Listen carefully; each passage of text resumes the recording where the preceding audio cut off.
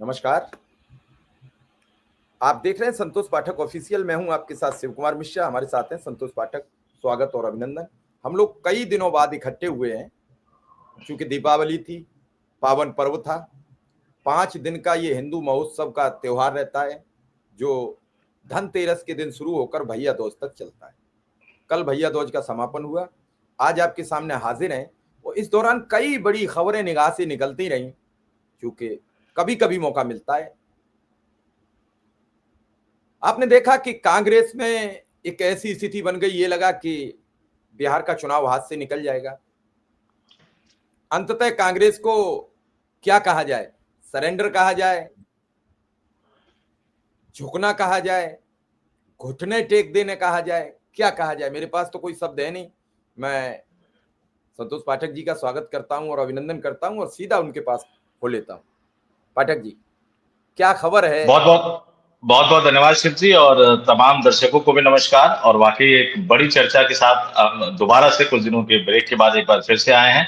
और उसी अंदाज में, अपने बेबाक अंदाज में, हम लोग दर्शकों को खबरों के पीछे का सच बताते हुए नजर आएंगे। और आपके हवाले फिर से स्क्रीन की चर्चा की शुरुआत आप करें, और उसके बाद तथ्यों के साथ में एक एक करके जानकारी जो है वो दर्शकों के सामने रखूंगा। जी शिव जी।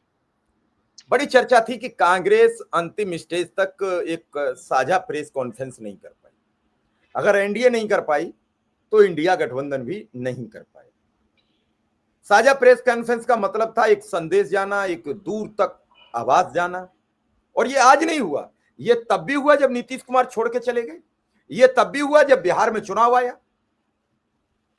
क्या राहुल गांधी को नहीं पता था कि अल्लाह बरू मेरे पीछे मेरे गैर हाजिरी में क्या करेंगे? और जब उन्हें पता था तो लालू यादव तो उनके साथ फोन पर रहते हैं, तेजस्वी यादव तो उनके साथ फोन पर रहते हैं। क्यों गलती की? सत्ता मिल जाए ये एक अनायास होगा, लेकिन सत्ता के गेम में पिछड़ चुके हैं। मैं फिर एक बात आपसे बड़ी हिम्मत और हौसले से कह रहा हूं कि सत्ता के गेम में इंडिया गठबंधन पिछड़ चुका है। मिल जाए, ये जनता का विद्रोह होगा, जनता की नाराजगी होगी, एंटी इनकमेंसी होगी, सरकार की नाकामी होगी, अमित शाह और नरेंद्र मोदी के झूठ का पर्दाफाश होगा, चुनाव आयोग की हकीकत सामने आई। लेकिन इसमें कांग्रेस आरजेडी का कोई योगदान नहीं हो। जिस तरीके से जो जूतम पेजार की, वो बहुत खतरनाक दौर तक चली गई और ये खतरनाक दौर काफी नुकसान पहुंचाता। हालांकि इससे अछूता एनडीए भी नहीं है। उनके यहां भी अंतिम वक्त तक आज भी कुछ ठीक नहीं है। जब संजय झा का हाथ झटक दिया, नीतीश कुमार का हाथ क्यों पकड़ते हो? और ऐसे दौर में अगर अल्लाह बरू को पद से बेदखल कर दो। कांग्रेस ने एक बहुत कीमती मौका खोया बिहार में। बहुत शानदार अपना परिसेप्शन जो बना था, प्रस्तुतिकरण था, जो एक पहचान कायम करने का वक्त मिला था काफी वर्षों बाद। 90 के दशक के बाद पहली बार जिस भूमिका में बिहार में कांग्रेस नजर आई थी, उसका पटाक्षेप हो गया।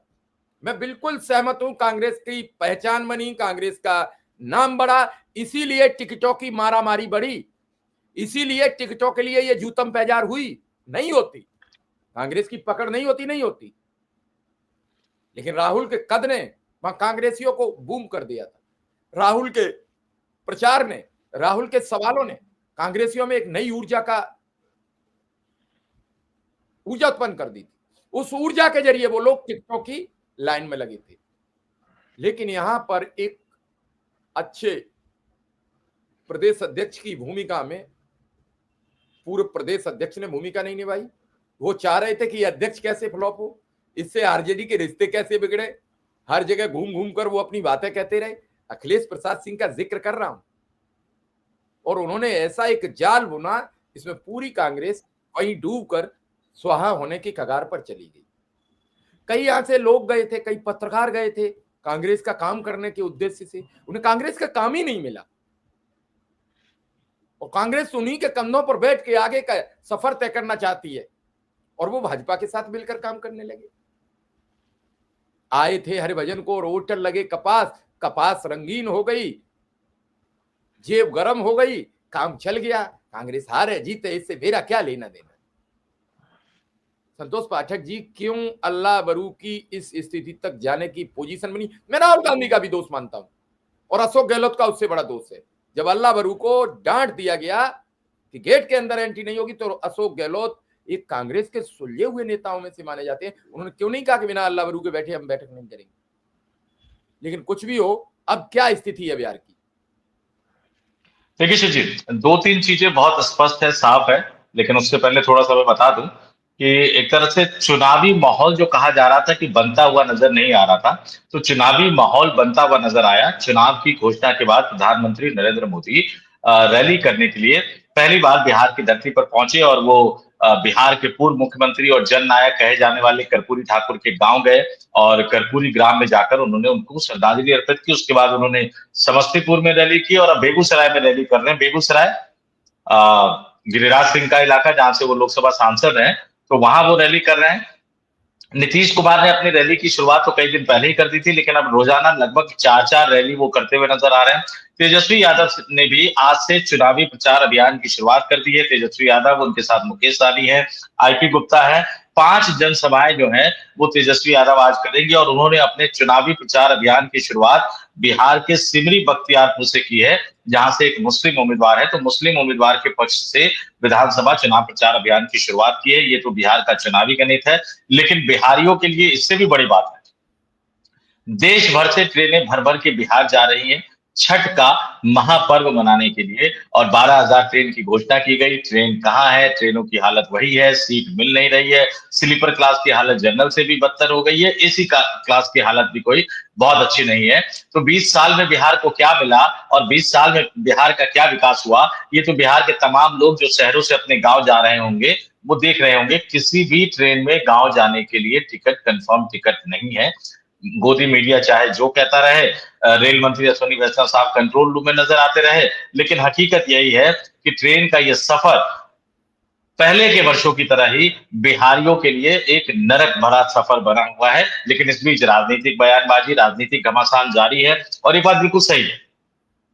कुछ दिन पहले तक जो कहा जा रहा था कि ये बिहार का पहला, कई वर्षों बाद पहला अनोखा चुनाव होने जा रहा है जिसमें दोनों ही पक्षों की तरफ से औपचारिक तौर पर कोई मुख्यमंत्री का ऐलान नहीं किया गया। तेजस्वी यादव को मुख्यमंत्री का ऐलान करके निश्चित तौर पर इंडिया गठबंधन ने थोड़ी सी बढ़त हासिल कर ली है। हालांकि ये पहले हो जाता तो और ज्यादा अच्छा होता, ये घमासान ना होता, लड़ाई ना होती, नाराजगी की खबरें ना आती, तो शायद और ज्यादा बेहतर होता। लेकिन चलिए, देर आया तो दुरुस्त है। लेकिन क्या यहां कांग्रेस पार्टी ने एक बड़ी गलती कर दी? लेकिन क्या यहां राहुल गांधी ने एक बड़ी गलती कर दी? और राहुल गांधी को, कांग्रेस के युवा नेताओं के पूरी टीम को, राहुल गांधी और उनके युवा नेताओं की पूरी टीम को पिछले कई वर्षों से सीधी कांग्रेस में बुजुर्ग नेताओं का एक गुट है जो राहुल गांधी को लगातार असफल साबित करने की मुहिम में जुटा हुआ है और बुजुर्ग नेताओं का यह गुट लगातार जीतता रहा। क्या बिहार में एक बार फिर से राहुल गांधी ने वही गलती दोहरा दी? और मैं ये सवाल क्यों उठा रहा हूं और मैं इस सवाल को उठाकर अब दर्शकों के सामने क्यों रख रहा हूं? कृष्णा अल्लावरू कौन थे? कुछ महीने पहले तक कृष्णा अल्लावरू को कौन जानता था शिव जी? कांग्रेस के भी 2-4 लोगों को छोड़कर कांग्रेस का कोई बड़ा नेता नहीं जानता था। लेकिन जनवरी के महीने में जब राहुल गांधी जनवरी 2025 में पहली बार बिहार के दौरे पर गए, कांग्रेस के कार्यकर्ताओं से बंद कमरे में बैठक में बात, उनके पास एक फीडबैक गया कि भाई हमारे जो प्रदेश अध्यक्ष होते हैं या प्रभारी होते हैं वो राष्ट्रीय जनता दल के दबाव में काम करते हैं। उसके बाद वो राबड़ी देवी के आवास पर भी गए, वहां जाकर उन्होंने मुलाकात की। लालू यादव, राबड़ी देवी, तेजस्वी यादव, इन तमाम लोगों से बात की। कांग्रेस कार्यकर्ताओं को सीधा संदेश दिया कि देखिए, जाना तो हमें गठबंधन में ही है, लेकिन इसके साथ ही कांग्रेस पार्टी को मजबूत करना है। और इसके बाद उन्होंने प्रभारी बना दिया कृष्णा अल्लावरू को। फिर प्रदेश अध्यक्ष बदल दिया, अखिलेश प्रसाद सिंह को हटा के राजेश राम को उन्होंने प्रदेश अध्यक्ष बना दिया आमिर खान ने। कृष्णा अल्लावरू पर जो आरोप लगे, गलत तरीके से टिकटें देने का, टिकट बेचने का, कई सारे वीडियो, पटना एयरपोर्ट पे जो हंगामा हुआ, मारपीट की नौबत आई, कांग्रेस के कई नेता मुंह पर कृष्णा अल्लावरू के कहते हुए नजर आए कि आपने आरएसएस के बैकग्राउंड के लोगों को टिकट दे दिया, इस तरह के कई आरोप। लेकिन इसके साथ ही ये भी एक सच्चाई है कि कृष्णा अल्लावरू बिहार के पिछले कुछ सालों में पहले ऐसे प्रभारी थे जो अपने आप लालू यादव और तेजस्वी यादव के आवास पर कई बार मिलने नहीं गए। यानी पहले उन्होंने कांग्रेस पार्टी को मजबूत किया, कांग्रेस पार्टी को बार्गेनिंग की पावर में लेकर आए, कांग्रेस पार्टी के संगठन को पुनर्जीवित किया।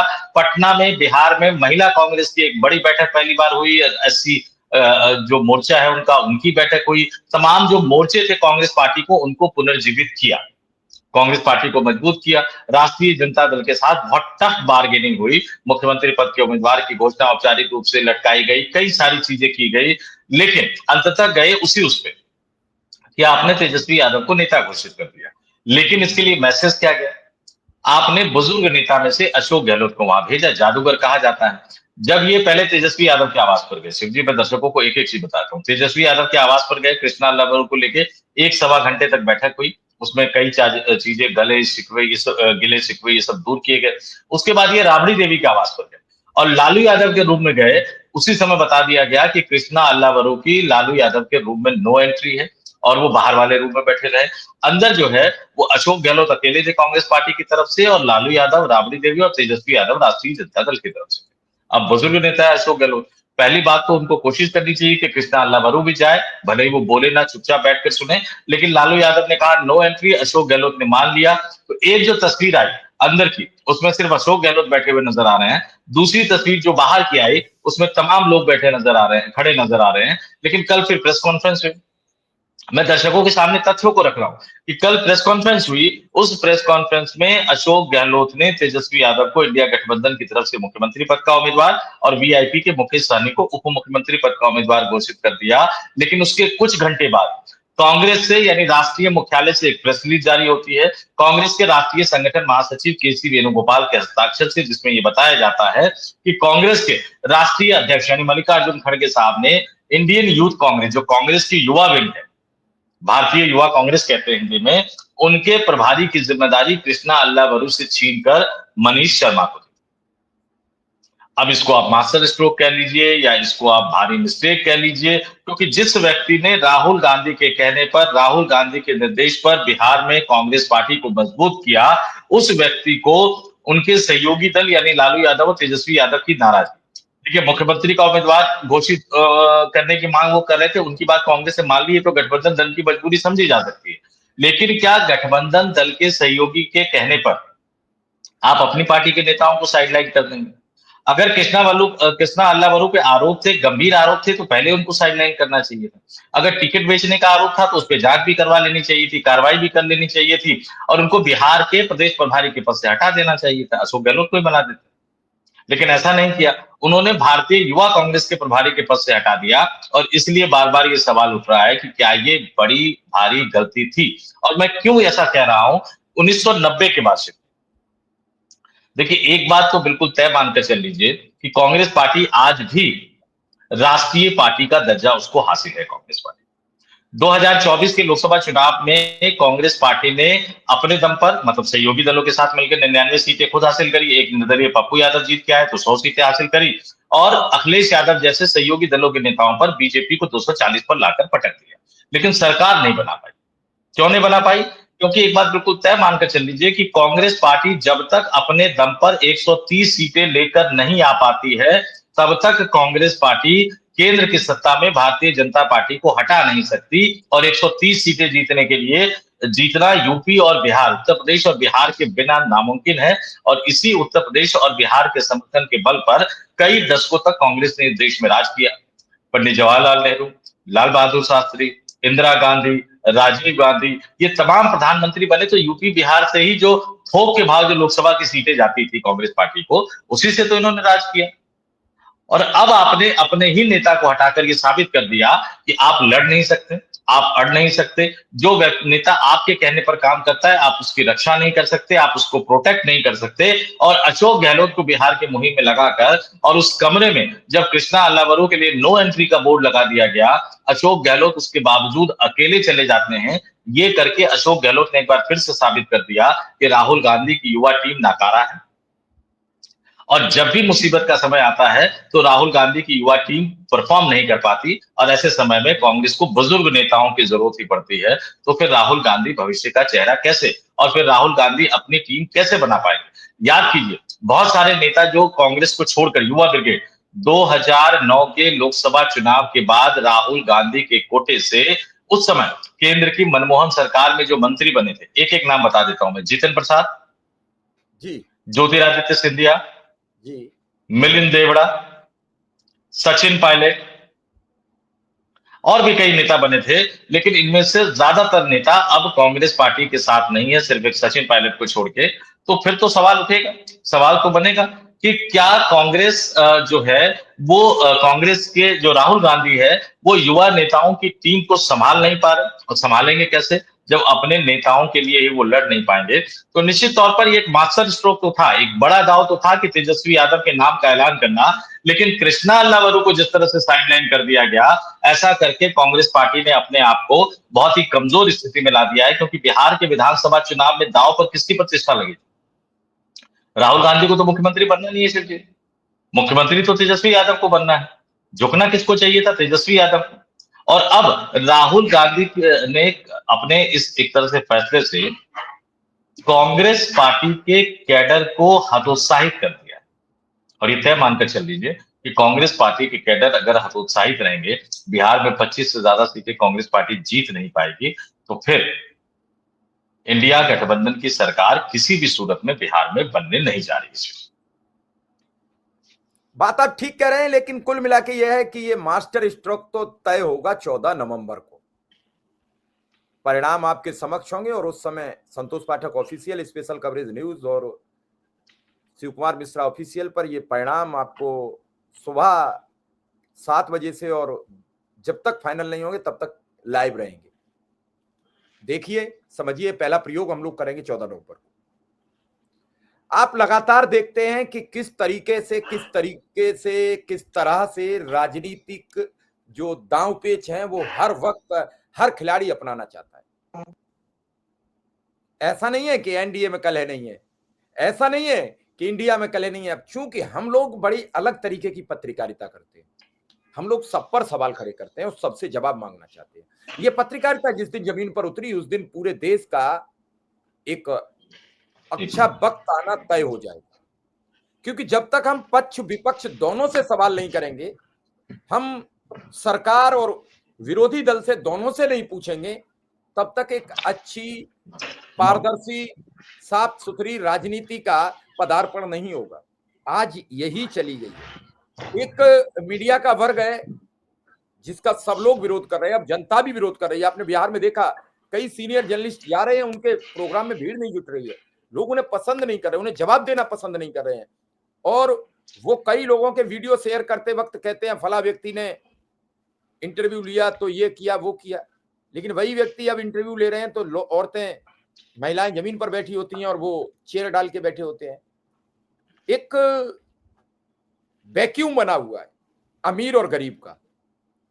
अब हम हैं या संतोष जी हैं, हम लोग गरीब पत्रकारों में आते हैं, जिन्हें आज के दौर में अपने परिवार के लिए संघर्ष करना है, अपने बच्चों के लिए संघर्ष करना है, आपके लिए खबरों का संघर्ष करना है कि चला देंगे चैनल बचेगा, चैनल जाएगा, क्या हम पर समस्याएं आएंगी, कहां से नोटिस आएगा, क्या हमें जुर्माना लग जाएगा, क्या हमें मतलब कल हम इस जगह बोल पाएंगे कि नहीं बोल पाएंगे। लेकिन वो लोग बढ़िया आइसक्रीम खाते हैं, वीआईपी गाड़ी में घूमते हैं, अगर रेलवे ट्रेन में जाना है तो क्लासिक सफर में सफर करते हैं, और हवाई यात्रा में भी वो क्लासिक एरिया में सफर करते हैं। हमें सोचना पड़ता है कि स्लीपर की भी टिकट लेने के लिए हम जा पाएंगे कि नहीं जा पाएंगे। हम लोगों पे भी संसाधन होते तो हम लोग भी बिहार से ही आपको डायरेक्ट रिपोर्टिंग कर रहे होते। लेकिन हम लोग दिन भर पढ़ते हैं और पढ़कर ये निकालते हैं कि सब कुछ ठीक नहीं हो रहा है। अगर उत्तर प्रदेश में एक शिक्षक एक बच्चे से ये कहेगा कि तुम यादव हो, पढ़कर क्या करोगे, तो ये समझ रहे हो आप किसके राज्य में कह रहे हैं? बीजेपी के राज्य में। 2 राज्यों के अगर यादव अलग कर दो, बाकी तो सारा यादव बीजेपी के साथ है। तो क्या 2 राज्यों के यादव के पीछे हम यादव पे इस तरीके की टिप्पणी करेंगे? तब जब हाई कोर्ट से आदेश हो गया हो कि जातिगत टिप्पणी नहीं करोगे। और ये टिप्पणी बिहार चुनाव के दौरान ही क्यों आई? अब तक उस शिक्षक के खिलाफ कार्रवाई क्यों नहीं हुई? जांच क्यों हो रही है? और एसपी ये बात कह रहे हैं कि ये जो वायरल ऑडियो वीडियो है या जो भी है वो सब फर्जी है। पुलिस को ये कहने की जरूरत क्या पड़ी? इसका मतलब सब कुछ देश में ठीक नहीं चल रहा है। सबसे पहले इस देश में रेलवे आई नंबर पे, भारत सरकार की। रेलवे वालों ने कहा, अन्य कर्मचारी यूनियंस ने कहा कि रेलवे फंस रही है, मेरा कोई मतलब नहीं। उसके बाद भारतीय डाक विभाग और टेलीफोन तार विभाग था, वो आया। उन्होंने कहा ये फंस रहा है, मेरा कोई लेना देना नहीं। सेना का नंबर आ गया कि तुम्हारे यहां अग्निवीर भर्ती होंगे। लोगों ने कहा कि सेना फंस गई, रेलवे फंस गया, टेलीकॉम फंस गया, सब फंस जाओ, हम तो सुरक्षित हैं। झट सीधे बैंक वालों पे नंबर आ गया। अब थोड़ी सी बेचैनी बढ़ी कि अब बैंक तक आ गया नंबर, अगला नंबर किसका होगा? फिर आगे बढ़े तो मुसलमानों पर आ गया कि सीए एनआरसी आएगी। किसानों ने कहा मेरा कोई लेना देना नहीं, मेरे से क्या मतलब, क्योंकि इस देश में 60% से ज्यादा किसानों की संख्या है। अरे उनका तो धरना खत्म ही नहीं हुआ कि किसानों के 3 काले कानून आ गए। लोगों ने कहा अब सब आ गए चपेट में, अब कोई नहीं बचा। अब जो बच गए थे शिक्षक और बेरोजगार, उन्होंने कहा हमें तो नौकरी मिलती रहेंगी। अब वो भी रो रहे हैं, बचा कोई नहीं। सरकार कैसे बन जाती है? इतने अपार बहुमत की बन जाती है। 190 सीटों पे चुनाव करा तो 155 जीत जाते हैं। वो गणित कौन सा है, मैं नहीं समझ पाई हूं। अगर आप समझ रहे हो तो मुझे कमेंट में जरूर बता दें कि ये वोटर है और इस वजह से वोट करते हैं। मैं बिल्कुल बारीकी से आपसे जानना चाहता हूं। हो सकता है मेरे ज्ञान में कहीं कमी रह गई हो सकता है मेरे पढ़ने में कमी रह गई हो सकता है मेरी सर्च में कहीं कमी रह गई हो। जरूरी नहीं है कि मैं सारी बातें जानता हूं, क्योंकि मैं महाभारत का संजय तो हो नहीं सकता कि वहां झगड़ा हो रहा था और मैं उन्हें बता रहा था कि देखिए ये बाण गया अग्निबाण और ये अब उधर से जल बाण छोड़ दिया गया। मैं तो नहीं ऐसा कर सकता, न मैं इस बात का गवाह हूं। मैं ये बता सकता हूं कि मतगणना के दिन सुबह जो ट्रेंड होगा उसे गोदी मीडिया डेवलप कैसे करेगी। आपको याद होगा 2020 का वाकई, 2015 का वाकया, कि सुबह ही बता दी गई 243 में से करीब 250 सीटों पे बीजेपी आ गई है। अब सीटें मेंटेन कैसे करें, क्योंकि सीटों पे 50 पे आ गए थे। तो फिर कोई चैनल 20 गिरा रहा था, कोई 30 गिरा रहा था, और दूसरे तरफ के हम जैसे लोग वो एकदम चल रहे थे कि सब ने साफ कर दिया, भाजपा सफाया, भाजपा 50 तक पहुंचेगी कि नहीं पहुंची, और लास्ट तक पहुंची ही नहीं। तो एक दायरा तय हो रहा था, वो खत्म हो गया। मैं गारंटी से आपसे एक बात कह रहा हूं, इस देश की मीडिया सच्चाई से अगर 3 घंटे खबर दिखाना शुरू कर दे, अब तो वो दौर आ गया है। इस सोशल मीडिया के दौर में एक दौर आ गया संतोष जी, कि मीडिया ईमानदारी से अगर 3 घंटे सच्ची खबरें चलाना शुरू कर दे तो इस देश में एक नया आयाम खड़ा हो जाएगा, एक नया देश खड़ा हो जाएगा। और जो फ्रॉड सरकार चलाने वाले नहीं होंगे, जो झूठी बातों पर सरकार चलाने वाले होंगे लोग, वो 2 घंटे में बेनकाब हो जाएंगे, बेपर्दा हो जाएंगे और उनका सच निकल के सामने आ जाएगा। फिर लोग जैसे चाहें वैसी सरकारें चुने। आपने बेरोजगारी, आपने जो सिर्फ जो तमाम वर्गों का जिक्र किया, उसमें मैं आपको बता देता हूं कि आईएएस आईपीएस लॉबी भी आ ही जाती है। जो लेटरल एंट्री के नाम पर जो सचिव बनाए जा रहे थे, उसमें थोड़ा सा आईएएस लॉबी को समझ में आ गया कि गड़बड़ है। लेकिन अगर 400 पार आ गया होता तो आप ये मानकर चल लीजिए कि बाहर से संघी बैकग्राउंड के लोगों को ये आईएएस आईपीएस से भी ऊपर बनाकर दिया था। तो अब तो इस देश के आईएएस और आईपीएस को ये सोचना होगा कि उन्हें अपना रुतबे को बचाए रखना है, तो वो क्या करेंगे, कैसे करेंगे। और जहां तक गोदी मीडिया की बात की, ठीक 5 साल पहले शिवजी सुशांत सिंह की आत्महत्या के बाद जिस तरह से रिया चक्रवर्ती के खिलाफ एक कैंपेन चलाया गया मीडिया पर, सोशल मीडिया पर, बिहार के विधानसभा चुनाव में फायदा उठाने के लिए उसका सच सामने आ गया कि अब जो है वो हर जांच एजेंसी ने, यानी सीबीआई तक ने रिया चक्रवर्ती को बरी कर दिया, क्योंकि उनके खिलाफ कोई भी एक तरह से सबूत नहीं मिला है। तो अब गोदी मीडिया को ये सोचना पड़ेगा कि किस तरह से अभियान चलाए जाते हैं, कैसे अभियान चलाए जाते हैं और कैसे कैसे शब्दों का इस्तेमाल किया गया था टीवी चैनलों पर। जरा मैं बता दूं, रिया तूने क्यों मारा, काला जादू करने वाली डाइन और पता नहीं किस किस तरह के शब्दों का इस्तेमाल रिया चक्रवर्ती के लिए किया गया, ताकि बिहार के विधानसभा चुनाव में फायदा पहुंचाया जा सके भारतीय जनता पार्टी।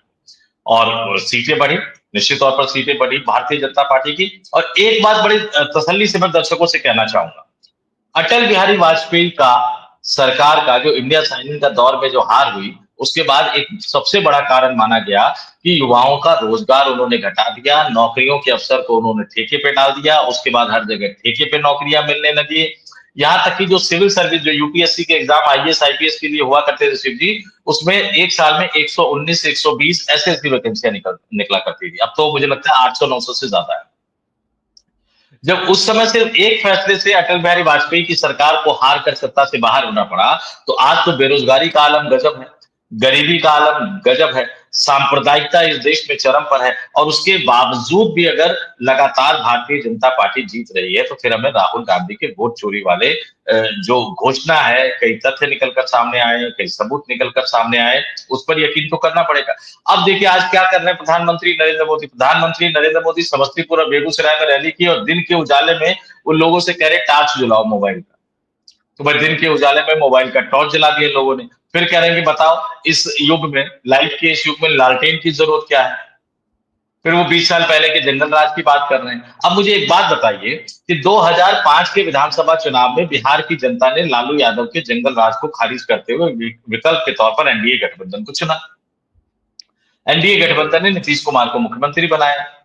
उसके बाद 20 साल, अगर 2-2.5 साल का वक्त निकाल दिया जाए, तो उसके बाद 18 साढ़े 18 साल बिहार में एनडीए गठबंधन की सरकार ही रही, और 20 सालों तक राज करने के बावजूद अगर आपके प्रधानमंत्री को, आपके नेता को आकर ये बताना पड़ रहा है कि 2005 से पहले का बिहार कैसा था, याद कर।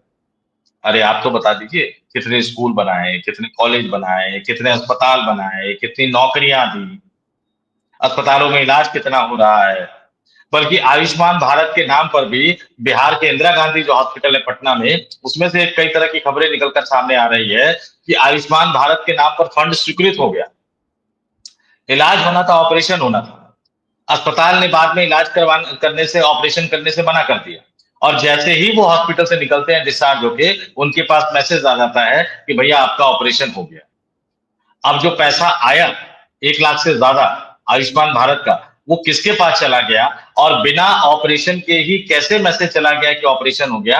इस तरह के बड़े लेवल पर घोटाले चल रहे हैं। लेकिन आप अपने सरकार के कार्यकाल का बात नहीं करोगे, आप 20 साल पहले की याद दिलाओगे, और लोगों को, तो बिहार के मतदाताओं को ये सोचना है कि उन्हें क्या करना चाहिए, क्या नहीं करना चाहिए। लेकिन एक बात तय है कि संतोष पाठक और शिव कुमार मिश्रा ना काहू से दोस्ती, ना काहू से बैर, और इसलिए हम सत्ता पक्ष की तो खबर लेते ही हैं, लेकिन विपक्ष की खबर भी हम बताते हैं। और एक बार हमने फिर से बता दिया कि राहुल गांधी और कांग्रेस पार्टी के इस फैसले, कृष्णा अल्लावरू की विदाई के फैसले के बाद अब ये तय मानकर चल लीजिए कि आने वाले विधानसभा चुनावों में अब इंडिया गठबंधन के बाकी सहयोगी दल भी इसी तरह का व्यवहार करते हुए नजर आएंगे, चाहे वो स्टालिन हो, चाहे वो अखिलेश यादव।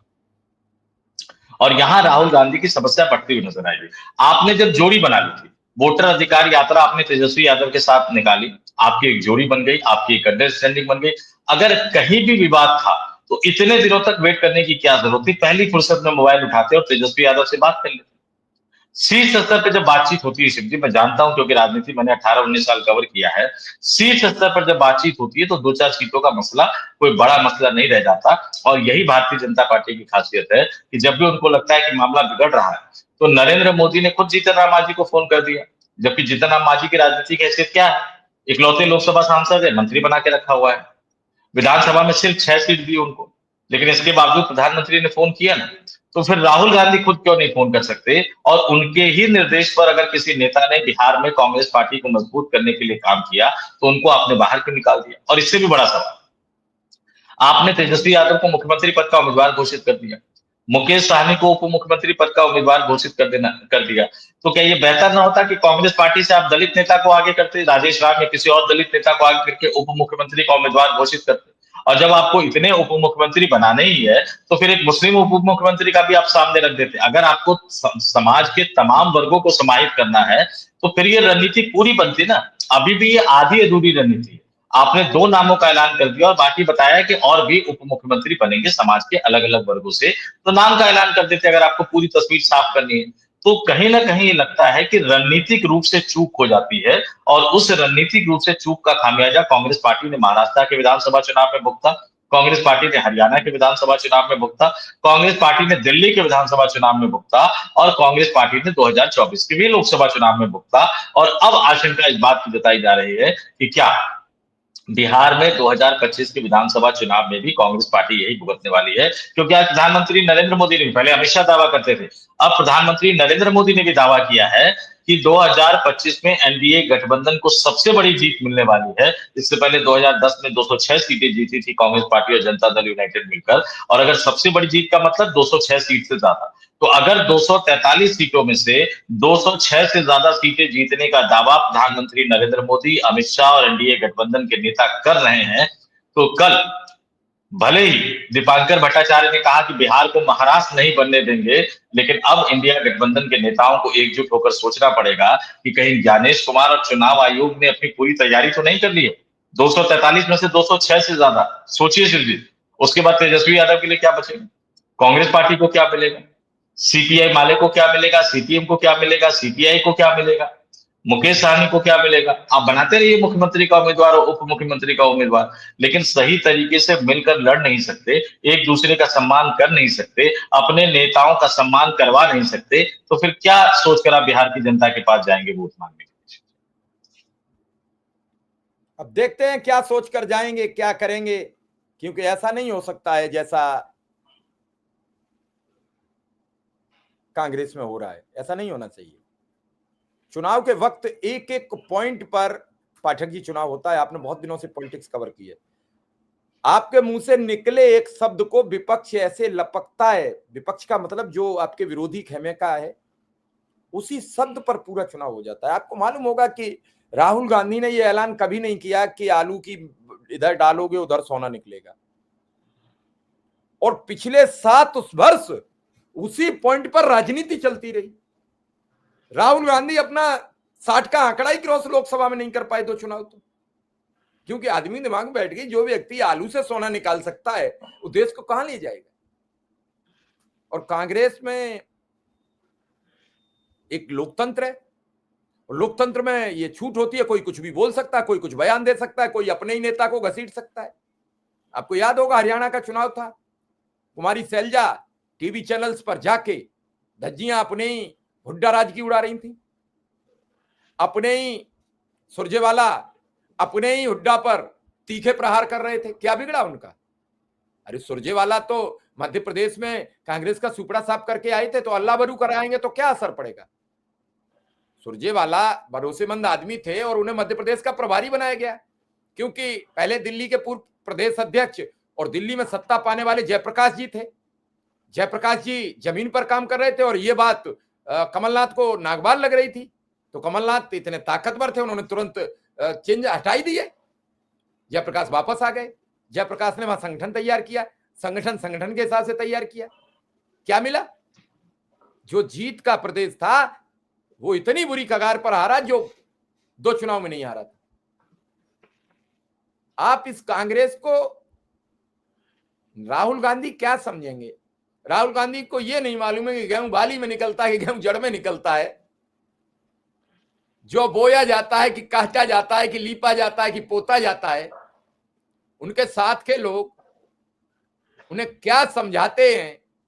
ऐसा नहीं है कि राहुल गांधी मूर्ख हो, जिस व्यक्ति को विदेश की प्रत्येक यूनिवर्सिटी आमंत्रण देती हो, लेकिन इस देश के लिए उन्हें मूर्खतापूर्ण बातों के लिए एक तरीके का पुरस्कार दिलवा देंगे ये सत्ताधारी दल के लोग।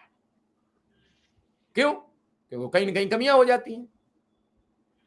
और कमियां क्या होती हैं कि जैसे अब राहुल गांधी सचिन पायलट को बढ़ा रहे हैं, तो अशोक गहलोत ने राहुल गांधी को जीरो कराने का काम शुरू कर दिया कि तुम्हारी टीम ही यहां सत्यानाश कर चुकी है, अब आपने हमें भेजा है तो हम संभालेंगे, लेकिन आपकी टीम की एंट्री नहीं होगी। यही तो है इस बात का सीधा सीधा अर्थ। जो गोल गोल हम 1 घंटे से घुमा रहे हैं उसका सीधा अर्थ यह है कि अल्लाह बरू राहुल गांधी की टीम के सदस्य हैं और तुम्हारी टीम ने यहां सत्यानाश कर दिया है। रायता इतना फैल गया है कि पहले 19 थे, अब 19 भी नहीं आएंगे, लिहाजा 19 से संख्या बढ़ाने के लिए अल्लाह बरू को गेट पकड़ा कर दो, भाग यहां से, निकलो बाहर। अंदर आए तो पूरी पार्टी सत्यानाश हो जाएगी। इधर लेटर जारी कर देते हैं केसी वेणुगोपाल के, तुमसे युवा का राज्य प्रभारी भी। क्या अगली बार कोई और आदमी संगठन की तैयारी करेगा जमीन पर? क्या करेगा कोई काम? वो ये कहेगा जो ऊपर से लेटर आएगा केवल उतना ही करेंगे। आपको याद होगा एक तेलंगाना में प्रभारी हुआ करते थे कांग्रेस के, उस व्यक्ति ने गली गली जाके संगठन बनाया। कहां है वो आजकल? उन्हें गोवा का प्रभार दे दिया गया कि तुम फिर एक राज्य में सत्ता ले आओगे, अगर कोई राज्य सौंपा गया तुम उस छोटे से राज्य में चले जाओ। कहां है वो? जिसने हिमाचल में सरकार बनाई, राजीव शुक्ला। जो लोग सरकार बनाने में भूमिका निभाते हैं, और हिमाचल में सरकार बनाना टेढ़ी खीर थी, वहां बीजेपी बराबर कंटेस्ट करती है, और फिर वहां सरकार बदल गई। तो उत्तराखंड में देवेंद्र यादव की सिर्फ सरकार ही नहीं बनाई शिव जी। जब भारतीय जनता पार्टी ने कांग्रेस पार्टी के विधायकों से इस्तीफा दिलवाकर सरकार गिराने की कोशिश की, तो उस सरकार को बचाया भी कांग्रेस पार्टी ने।